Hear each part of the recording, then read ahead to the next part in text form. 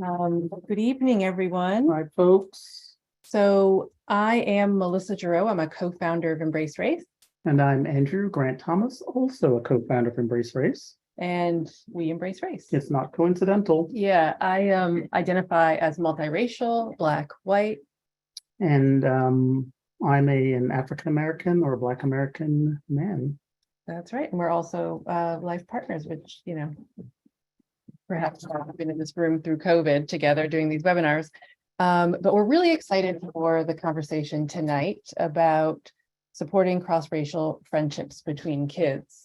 We've had versions of this conversation before years ago with some really interesting folks, and we'll link to those conversations in the material you get after the webinar on our page. But tonight we're speaking specifically to a couple of people about prejudiced mindsets, about some new research and how it becomes yet another tool for helping maintain or encouraging cross-racial friendships among kids. A lot of you writing in have noticed what the research has also shown, that as kids get older, if they were in diverse settings, they tend to lose their cross-race friendships as, around 10 and later, even if it was easy to create them earlier. So why does it happen? And what can we do about it? So Andrew's going to introduce our guest. Someone just put in, I'm from Florida, help me. Love to you, Florida. Yeah. Two amazing guests. Mariam Hamadani, PhD, is Managing Director and Senior Research Scientist at Stanford Spark, a behavioral science do tank at Stanford University that develops research-driven partnerships with industry leaders and change makers to combat bias, reduce disparities, and drive culture change. You will notice, by the way, that I'm speaking a bit more slowly than I otherwise might because of the interpreters and trying to model good practice. Dr. Hamadani oversees the center's team and projects and works with practitioners in criminal justice, education, economic mobility, health, media, and technology. Mariam, really glad to have you here. And she is joined by Kristen Palker, who is a professor of psychology at the University of Hawaii and director of the ISP Lab. You can tell us what ISP stands for, Kristen, in just a moment. Originally born and raised in Hawaii, she became fascinated with exploring how a person's immediate environment and culturally shaped theories about race impact basic social perception, social interactions, and stereotyping in childhood and throughout development. Dr. Palker prioritizes research that can inform change and mitigate bias. Really happy to have you both. Kristen, when you have your chance, again, you can tell us what ISP stands for. And I'll start with you and then come to you, Mariam, with where we like to start, which is giving us some sense of how you came to this work that we'll be talking about, knowing that often there is very much a personal part of the story for the people who do this kind of work. So Kristen? Sure. So I can start first with what ISP stands for. So it stands for Intergroup Social Perception Lab. So trying to put together the various strains of the type of research that I do. So how did I get interested in this work? Really, I think it's a combination of where I grew up and then where I ended up, particularly going to college. So I grew up, born and raised on the island of Oahu in Hawaii. And for me, I identify as multiracial, and that is a very normative identity here.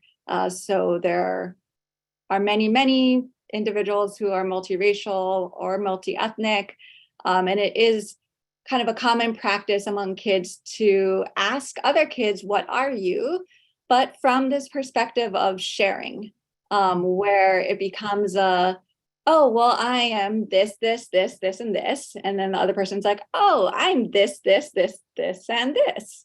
Um, and so coming from that environment, and then I went to college on the East Coast at Dartmouth, which is a primarily white institution. And that was really, really new for me. And I got a lot of warnings from family members, from others before I went to school, kind of telling me it's going to be different. You're going to experience some different things and that you may not be used to. And I didn't really get what they were talking about. And certainly my first few years of experience there, that became very apparent. And mainly it had to do with this kind of constant questioning about my identity. And so kind of the first thing everyone wants to know is that what are you question. But it seemed to come from a slightly different place. It seemed to come from a place of, I want to know what you are because I want to know how to categorize you. So then I know how to treat you or interact with you. And so for me, it was interesting to have those conversations as well as hear people's responses to how I described my own identity. And a lot of that was uncomfortableness, wanting to recategorize me into something else. Initially, it was also just a language difference. In Hawaii, we have terms that we use that are very, very common, hapa being one of them. And so initially I would tell people I'm hapa, and people would respond with, I don't know what you're talking about. And so then I had to find new language, and then people were not necessarily comfortable with that either. And so I would say, oh, well, I'm Japanese and white. I'm from Hawaii. And they'd be like, oh, you're Hawaiian. I was like, no, I'm not. That's an indigenous identity. And so there would be this constant conversation that really got me interested in these ideas of how we think about identity, how we think about race, and how much of that is shaped by our environments that we grow up in. That kind of set me on this path. Fascinating. Kristen, yeah. thank you. And Mariam, coming to you, I just wonder though, Kristen, if you, I'm sure there are some folks who don't know what hapa means. Can you just explain that? So hapa it means, the term itself means half. And so often it's used to describe identities where someone is a mixture of things. And so there's combinations of it that you can use. So hapa haole would be one example, which would be half white or part white. And then you can have, different descriptors. Hapa came to be used as a shorthand for anyone who is mixed in Hawaii. But it has been adapted in other areas of the United States for particular sets of mixed individuals. And there's some contention around the appropriateness of that. Thank you so much. Mariam, what can you tell us? Yeah, no, thanks so much. And thank you, Melissa and Andrew and Kristen, for inviting me to be a part of the conversation today. And I think there's just so much of Kristen's story that resonates. And I think we can all probably agree that interacting in our diverse society across race and across other, social differences and identities is hard, especially today, but always. And really, no matter who you are, where you come from, where you're positioned, none of us are experts. We might know our own experience, but we don't always, know the experience of others. And there's always a lot at stake, both for ourselves and for others in those interactions. And so I learned that too, growing up pretty early in my own family. We were kind of a diverse bunch where there were a lot of these differences going on and interacting and clashing. So we had some brown Middle Easterners and white Italians. We had some Muslims. We had some Catholics. We had some Zoroastrians. We had some atheists. We had people working blue collar jobs and white collar jobs. We had some with no more than middle school educations and some with graduate degrees. We had some who were immigrants and some who were Americans, some liberals, some right wingers, some vegetarians, some meat eaters. It was just like we had all of that clashing, interacting all the time. And that's what it was like for me growing up. And it's still like that to a large degree. And we didn't always see eye to eye. So as a young kid, but also as a budding social scientist, it was pretty clear to me, although I didn't quite have the words or the frameworks for it yet, that these differences weren't like innate. They weren't kind of permanent inside of people or my family members or the groups they were a part of. They were coming from these different worlds they lived in or that they came from. They just had these really different experiences. Maybe they had different kinds of opportunities, different resources, different statuses they were afforded.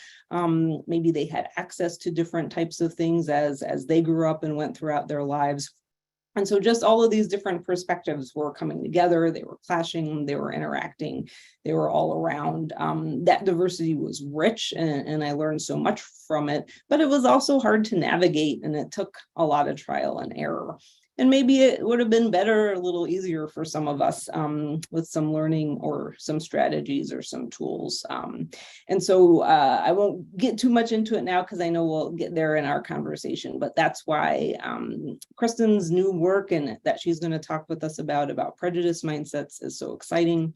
And also the work we do at Spark and all of the tools and learnings that embrace racial sharing is so important is, how do we help people navigate this complexity and, put these insights to work to really improve our practices, our interactions. How do we unearth sometimes some critical, but also invisible, maybe biases in our culture about race and about differences that might hold us back? And then how can we use this great opportunity with kids to, really undo some of that or, help set them up for better interactions in the future. So I'm excited to talk more about that with all of you. No, amen to both of these stories. It's hard, right?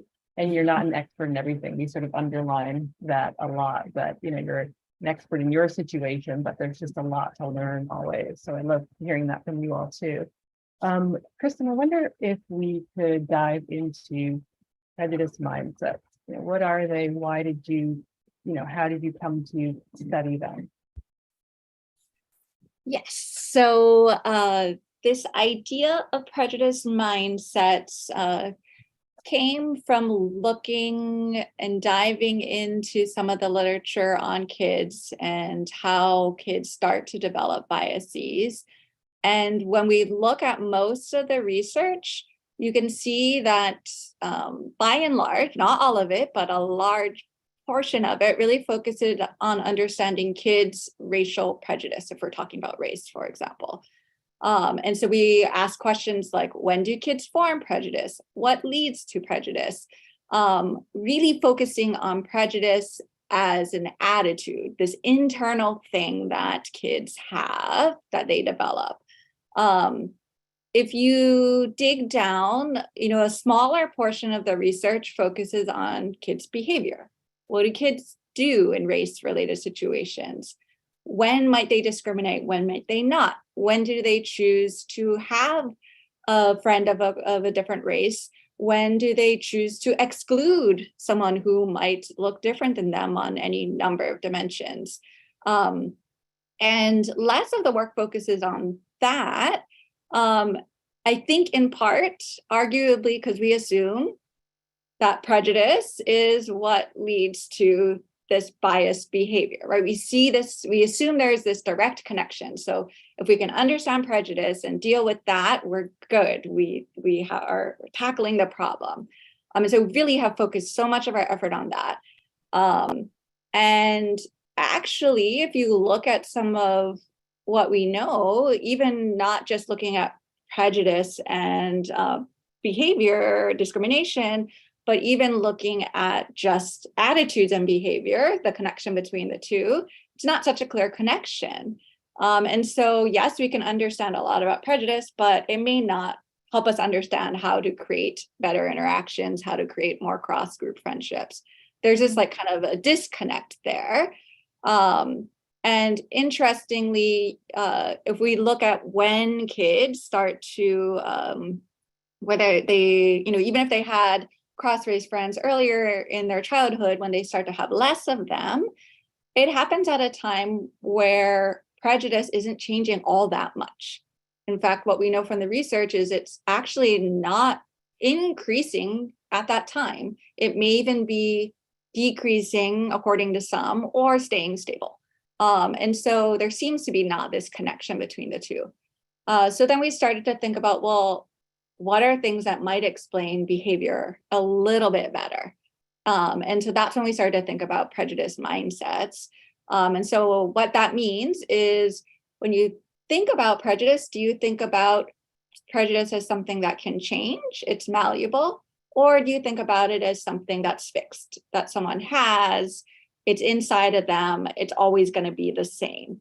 And basically, what we found in our research is that this difference in how you think about prejudice is what matters. In terms of children's motivations to want to maintain cross-group friendships or interact with someone who is a different race than them. And so this research was originally conducted with 8 to 13-year-old children.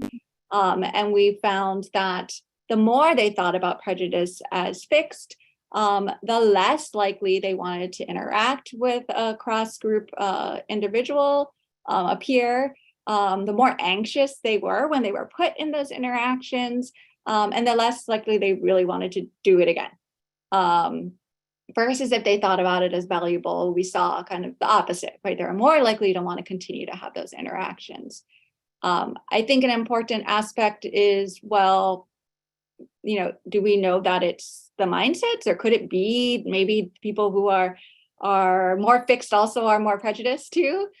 So we do also measure prejudice and look to see how, does that matter? And basically what we found was that even when we measure prejudice, the mindset seemed to be more important. So someone who is doesn't show very much prejudice in terms of their level of prejudice as we measure it, they actually could look like they're really biased in terms of their behavior. Well, they'll avoid the interaction, they'll have a bad interaction, they'll say, I don't want to interact with cross-group friends, but I'm fine interacting with someone who's the same group as me.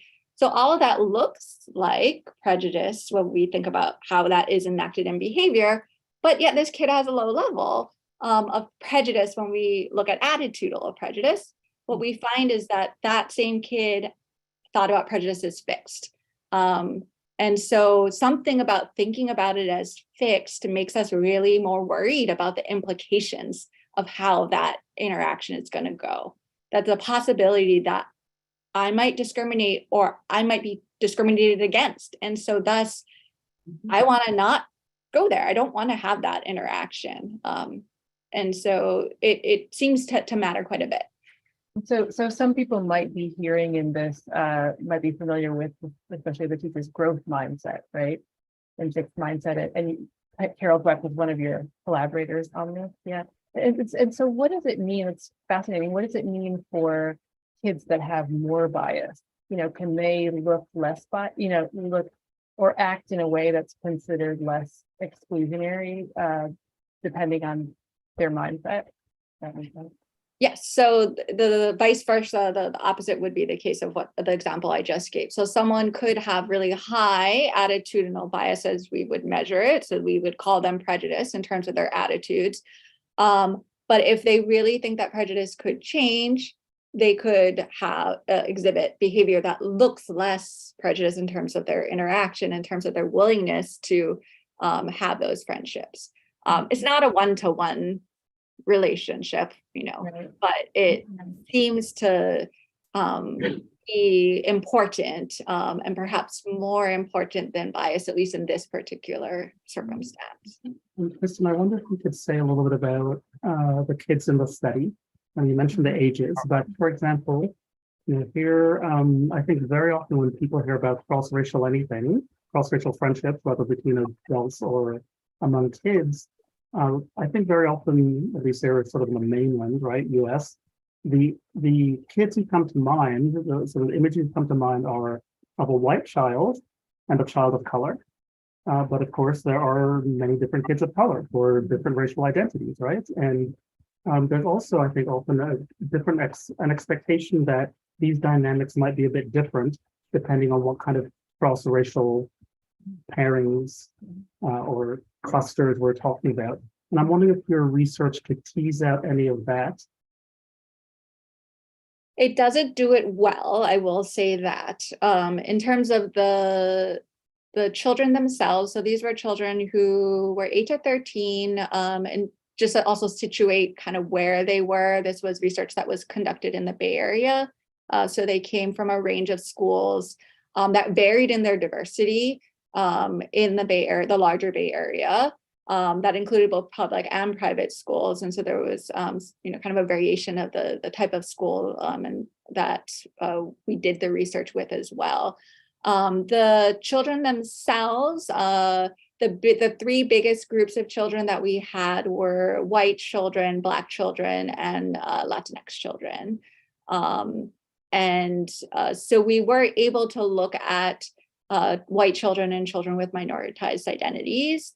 And show, for example, that the mindsets about prejudice were seen to be influential for both groups in a similar way, but arguably maybe through slightly different ways of thinking about the interaction. I think it probably did increase students' willingness to make mistakes and potentially engage in an interaction and think about the possibility of learning from the other child, but maybe their concerns would be different, right? One child's concern might be more about, could I do something that might be perceived as racist in some way? Another child might be worried more about how this is going to go in terms of how I might be treated. Both kind of these concerns about expectations about the other group. We had some data in this study that does look at cross-race friendships in terms of their self-reports, and we did count friendships that are not just white children of color, but we also counted a cross-race friendship was between a child of color and another child of color from a different group. And so I think in terms of some evidence that that this matters for kind of both types of cross-race friendships, but I don't think enough. Like we don't have the ability to really dig into that with the data that we have for sure. Fascinating. Yeah. Yeah. Just one more follow-up there. I'm thinking about when you say, for example, the child who was concerned about interacting with another child is going to be relieved of some anxiety if child number one is told, prejudice is fluid. It can be improved, you can work on it, and so on. Now that child you're saying is going to feel freer in interacting. And yet it seems to me that child should be more concerned about what the other child thinks about that, right? That if the other, right, so if I think that you believe prejudice is malleable and can move, I would think that's what I would be concerned about, not so much whether or not any prejudice I have is malleable, but whether you think it is. Does that make sense? It seems that you're making so is it more argument. about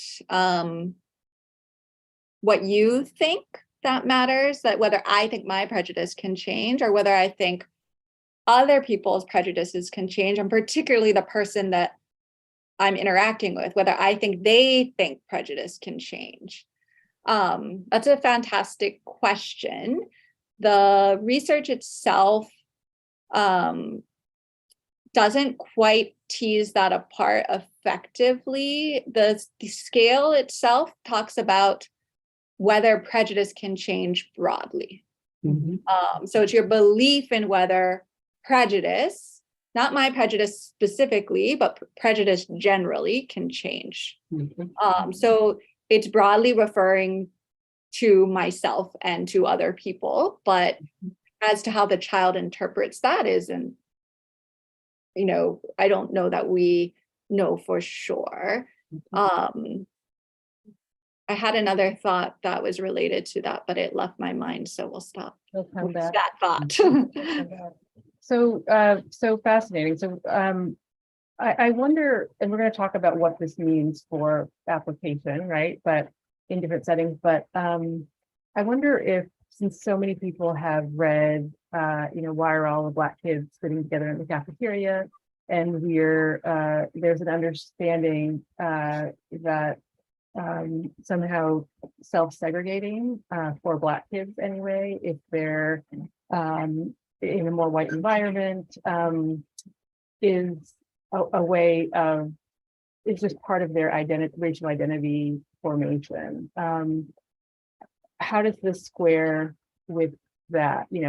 So maybe saying that they do it for a positive reason, and I don't know that would apply to white kids, say, or kids in the majority at the school. They do it for a positive reason, or is it like that they're afraid of rejection or doing something wrong, or both happening at once? Yeah, so that is a great answer.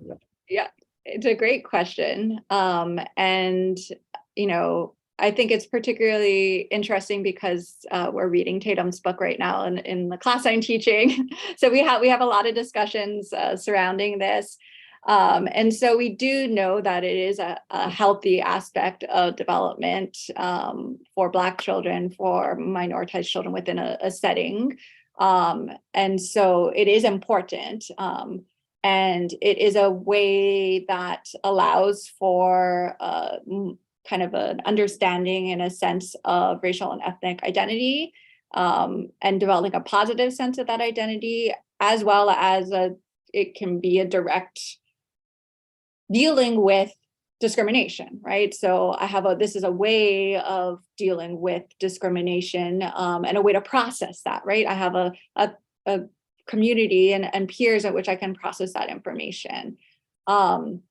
So what I would say is that is important. And it is also important to be simultaneously developing cross-race friendships and maintaining them if we can. Right. So I don't think it's an either or. And I do think there is a positive aspect of self-segregation, right? Particularly for minoritized children, but that both are important. The other thing we know too from the developmental literature is particularly in environments where it might be a white majority environment, that having a cross-race friend actually can be really important, both in terms of feeling of social support. It can also buffer discrimination that you might experience. So children who might have negative peer experiences, like discrimination in those environments, they when they do have a cross-race friend, they're able to recover from those experiences well. So that seems to serve as another support, right? So it's not it's one or the other. I think both are important supports. Thank you for that. Maren, I would love to come to you, as senior scientist and managing director at Spark. You're doing a lot of work, right? Developing tools that respond to bias and prejudice. So would love to hear, what you're hearing in this research, how you think about the work you've done might apply. Before doing that, just want to lift up, and we're already integrating questions that we're getting. Want to lift up a couple very basic questions that people have asked, which seem fair enough. One question around whether or not the two of you have children in your lives, right? So are you sort of thinking about how this might work for whether your parents or aunts or whatever else it might be?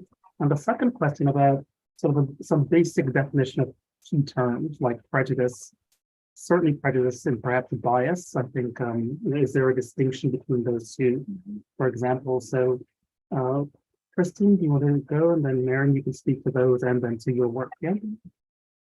Sure, I'm happy to, so I do have a child, only one. So I have a now 12-year-old. I had to think about that. I have a many 12-year-old, do you I know? have a 12-year-old boy, who was born in the Bay Area, actually, and then we've been raising him here in Hawaii. So yes, and then I've been dealing with how to think about these things, and other things as well that are related to development that are really important. Yeah. And prejudice, how do you define that? So prejudice. So prejudice is often the umbrella term that we use to describe,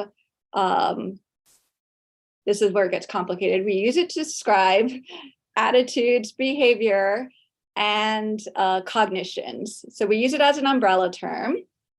The attitude part, so how I feel about a group, whether I have positivity or negativity towards a group, is called prejudice. And so often when I'm using the term prejudice, I'm using it to describe an attitude. But the umbrella term also corresponds with behavior and cognitions as well. When we talk about behavior, we're talking about typically discrimination. Am I treating one group differently based on social group membership, in this case, race? And then cognitions would be my beliefs about a group. Do I have stereotypes? What are my stereotypes and my associations about a particular racial group, for example? So the umbrella term describes attitudes, behavior, and cognitions, which maps onto prejudice, discrimination, and stereotypes. But when I'm talking about it here, I really am primarily talking about the attitudes, because that's what the term we use for attitudes. So it's a little confusing, I do admit. No, it's all good. Thank you, Kristen. Appreciate that. And And then Miriam. bias was the other yeah, one. sorry, Right? yes, please. Sorry, bias is a more general term. Yeah. And it could mean how I feel about a group, that I feel more positive or negative. It could mean I simply show a preference. It's a little bit more of a neutral term, and it could describe differences in either directions, right? So I could have a pro bias towards my group, or I could have a pro bias towards another group where I like explicitly favor a group that is not my own. So it's thought of as a slightly more neutral term than prejudice. Thank you. Thanks for the definitions and for giving us the word about your 12-year-old. And Miriam, yeah, any kids in your life that you're thinking about when you do this work? Sure. Absolutely. Not of my own, but I certainly have some wonderful nieces and nephews and neighbors that I do think of a lot, and also just the interdependence with our community of kids and future generations as well. And so yes, so in that case, I do, but not directly myself. And yeah, I think Kristen did a fabulous job of defining terms. I would only add with bias that people may also be hearing these days some talk as well as a bias in systems as well as in people, and how those may also interact. And so that can also mean when different systems, institutions, organizations, ways that society is organized also tend to show sort of like a push or a preference to favor a group or an outcome over others. And as Kristen mentioned too, it doesn't always mean sort of a negative outcome, but it is often used that way. Thank you. And tell us about your work. So first, give us just a little general, overview of the kind of applied work you're trying to do at the center, at the research center, and then give us your take on what you're hearing and how it squares or doesn't with what you understand to be true. Sure. I'm happy to do that. So yeah, just a quick overview. At Spark is, as Andrew mentioned, well, in the beginning, we're a behavioral science do tank in the psychology department at Stanford. And so our core is psychologists, social psychologists, like Kristen, although she's also got the developmental expertise in there as well. But we also collaborate interdisciplinarily with a variety of other folks too, depending on our project. But our passion and our goal is to really put the insights from research around bias and around culture and around inequality to work in the world, but also to learn from that and bring those insights back into the research world and into the university. And we really do that by developing research-driven partnerships with practitioners in a variety of different spaces. And so we work in education, and I'll talk a bit about some of the work that's closely linked to this work today. So we do work in education, but also criminal justice, economic mobility, health, and media and tech, but all really focused around that goal of combating bias, reducing disparities, and driving culture change toward greater inclusion. And so that's what our focus is. And yeah, so I think that that's the link to the conversation here. And so I think that I'll do a couple things in talking about some of the application work that we've done in this space. One is, first, Kristen's amazing work here is very hot off the presses in our research world. And so there is a lot of amazing opportunity to apply it. But some of the things that we've done and had the chance to test out so far is just a tiny bit different, but very connected. And so first I'll just talk a little bit about what that work is. And then I'll give you two examples of how we've put it into context and applied it. And so one is through developing some tools for educators geared at helping people talk and teach about race, particularly educators, and how those tools are geared to help them teach about race in classrooms and help students interact in these intergroup situations. And then also some different ways that we have tested out how these different kinds of mindsets about race matter in student outcomes, both for minoritized students and for all students. So first, prejudice mindsets, we have this idea that prejudice is fixed or malleable, as Kristen has described. The interesting thing about these two mindsets is that they have sort of a different relationship to the history and culture of how race has been talked about in the US.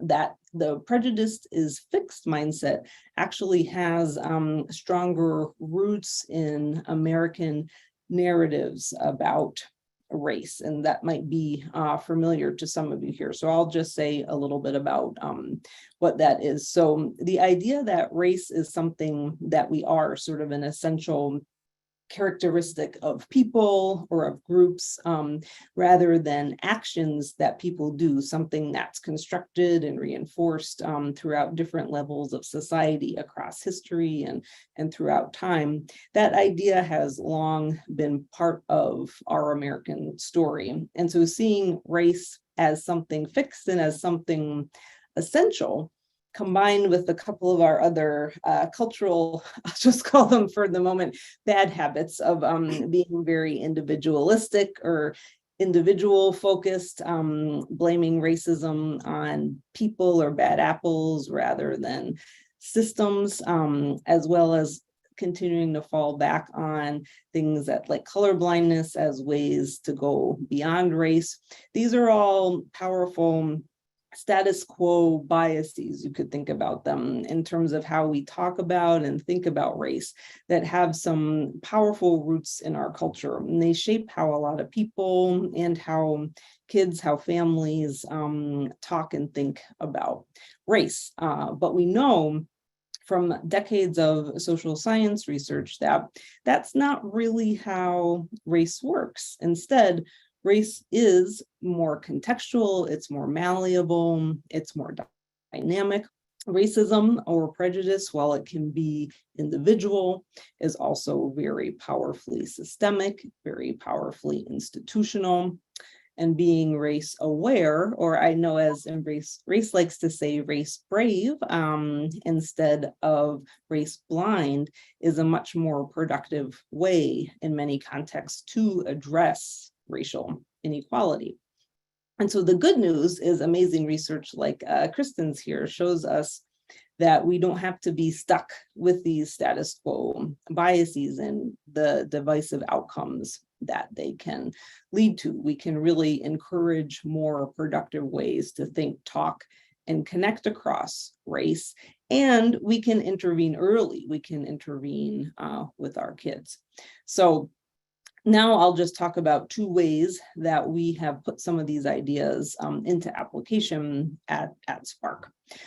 So one bucket of work has really been around translating these insights from research into tools and materials that educators can use in classrooms to help students learn to talk and think about race differently. So for example, we've developed some evidence-based digital toolkits with higher ed leaders at Stanford to help educators facilitate more productive conversations about race. So one toolkit, for example, we developed with Stanford's Race Studies Center called RaceWorks, and it houses a series of short films and educational activities, which is based on research, but we are translating those insights to teach people about what we call how people do race and how we can in turn undo racism. And so the toolkit walks you through these films and these materials and these classroom activities that you can do. And it really seeks to translate this idea that race and racism are not fixed and static, but instead dynamic, excuse me, malleable and constructed. And so we really work to challenge. Let me interrupt you just one moment, Marianne, to ask what age kids or what level classroom, or is this one aimed at? Oh, yes. Sorry, these are more geared toward high school and college. So a lot of the work that we've done is more with that age group. Sorry, I meant to say that. So both the tools that we've developed and then some of the studies I'll talk about next are with high school, college age kids. We have done a little bit with middle school. We would love to do and think together about more with younger kids, but that's what our current tools are geared toward.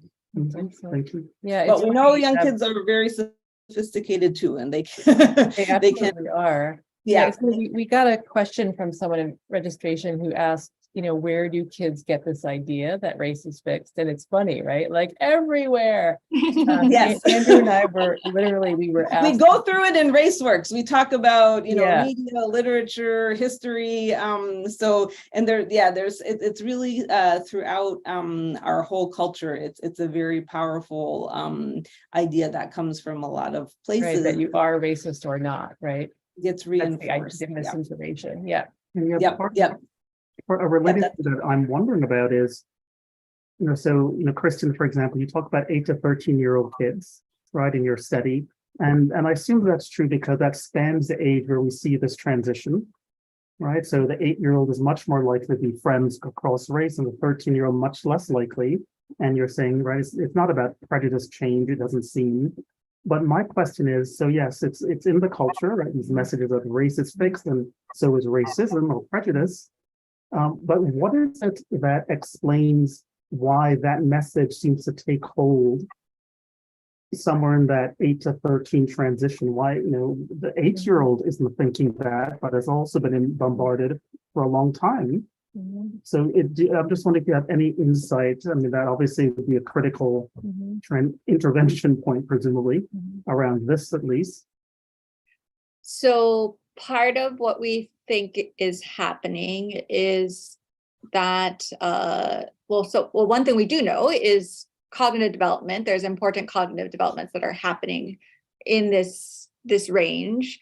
In particular, kids are starting, they can perspective take before this, but they're becoming very good at perspective taking, really starting to understand not only how I myself can, how I understand things, but how someone else understands things, how they could have a view of me that is different than the view I have of myself.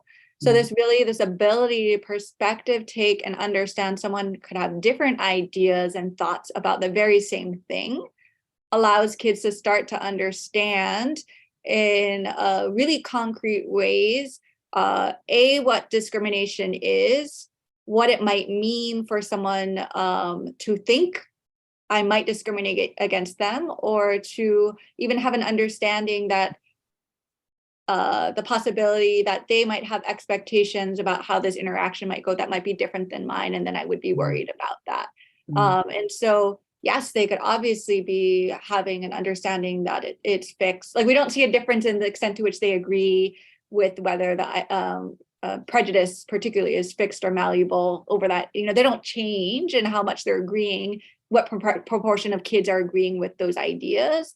But what seems to change is there are other things that are coming together to make those messages operate in this way, where they're like, this message combined with now what I know and my worries, my understanding really in a concrete way of how this interaction might not go well, all of those things together then is what is impacting that change, part of what's impacting that change. So what are we're getting, lots, yeah, thank you. A lot of questions about what this means for what we do as parents or as educators. Do we say, Christina asked, do we talk less to children about who is or isn't racist and more about what people do or think or say that is racist, and about systems that encourage them to think, say racist things? Either of you can take that. What do parents, how do people apply the idea of there being a mindset or the idea that thinking racist is not true and harmful? So I think part of what happens very quickly is when we see incidents that happen, we want to explain why. And those conversations about why are important, right? Like, so we see something happen, a child is going to ask why, or they hear all these things being said, and so you want to have a conversation about why. And I think the natural point that people often go to was, oh, well, they're just a racist person.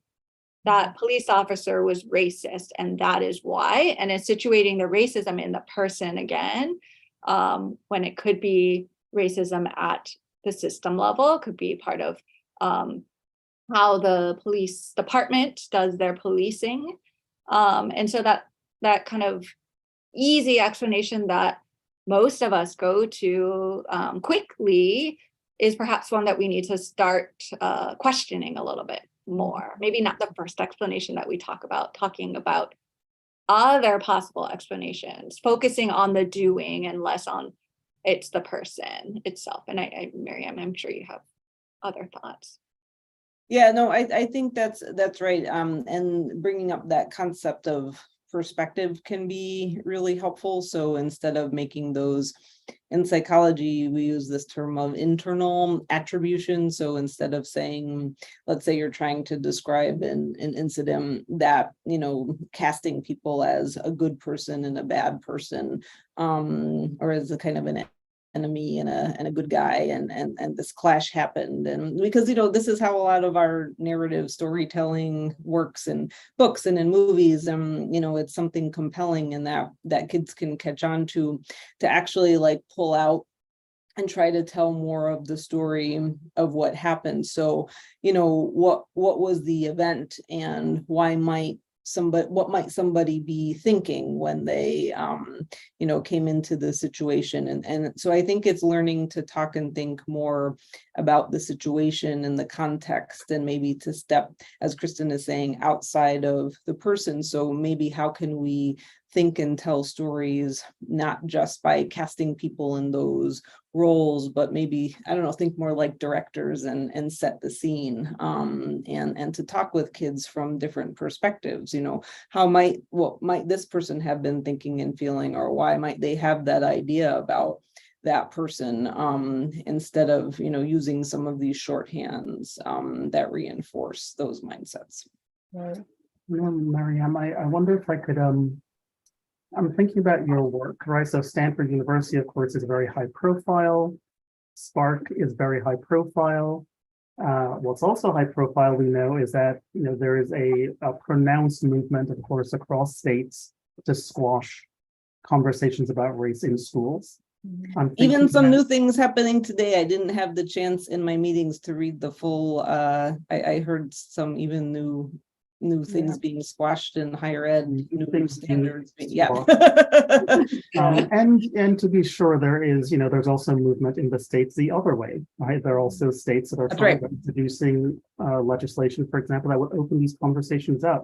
Correct. What I'm wondering is, just given how profile your center is, but given this, movement, it's a very prominent movement, again, to squash these conversations, I'm wondering, in the last year and two that this has been going on, what kind of attention are you getting from schools, from teachers? And you mentioned, of course, your support to have conversations about race especially with high school and college students. But thinking about the high school students, for example, I wonder if you could say just a little bit more about, what kinds of conversations, right, you're supporting people to have. And again, how many, has the demand actually gone up with, all this concern, but also attention to this issue, et cetera? Because what are you seeing? Yeah, no, I mean, I think that's a great and very complicated question, and the temperature has certainly been turned up a great deal, as you mentioned. I think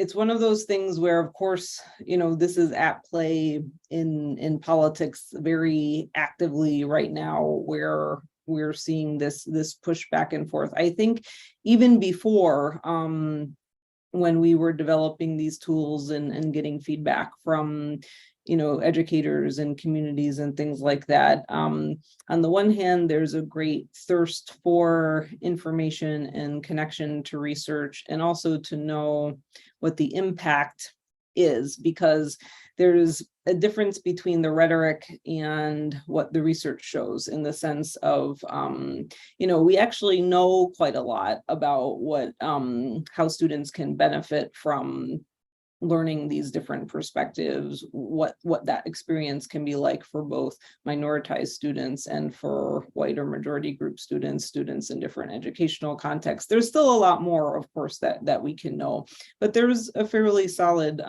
research base about what these different intergroup learning experiences can be experientially, intellectually, things like that, and they can have a lot of positive outcomes.